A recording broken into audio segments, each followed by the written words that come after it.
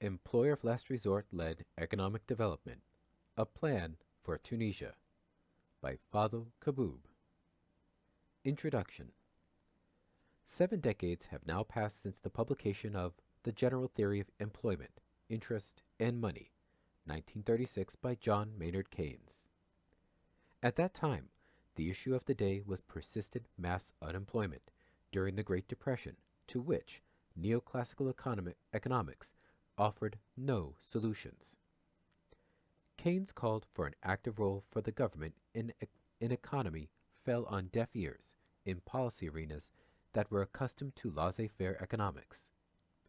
Western economies continued to muddle through until World War II gave the United States government no choice but to engage in massive government spending, which helped pull the economy out of the Great Depression.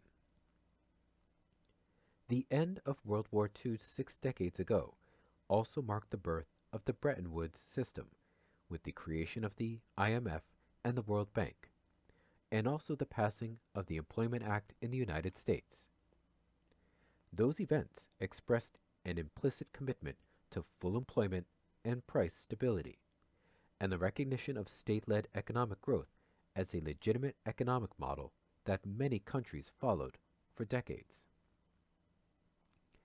It was in this context that the employer of last resort, ELR, literature began to blossom in the 1960s with the work of Hyman Minsky, who argued that the government should act as employer of last resort to ensure an infinitely elastic demand for labor, thus creating an automatic stabilizer mechanism through which the size of public sector employment would expand during recessions to absorb unemployed labor, and conversely, it would shrink during economic expansions to allow the private sector access to labor power at a premium above the employer of last resort wage.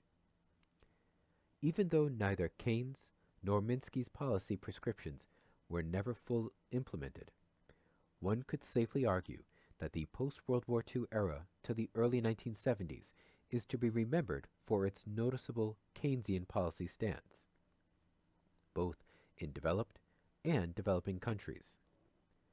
The rebirth of laissez-faire economics and the rise of neoliberal politics since the 1980s have significantly undermined the possibility of a true employer of last resort program implementation, especially in developing countries.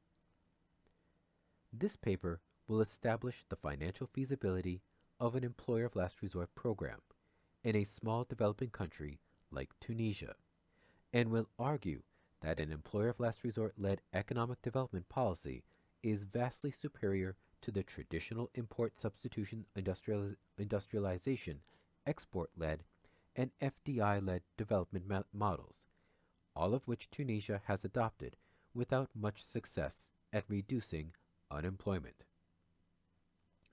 This paper will be organized in 3 sections. First, an overview of the employer of last resort policy is presented.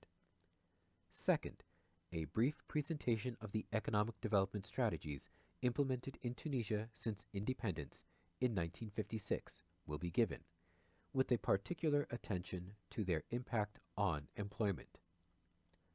Third, an employer of last resort policy proposal for Tunisia will be laid out along with a financial assessment of the cost of the program and its impact on GDP growth and imports. The 4th section outlines a comprehensive policy agenda that must accompany the employer of last resort. Finally, the paper closes with summary and concluding remarks.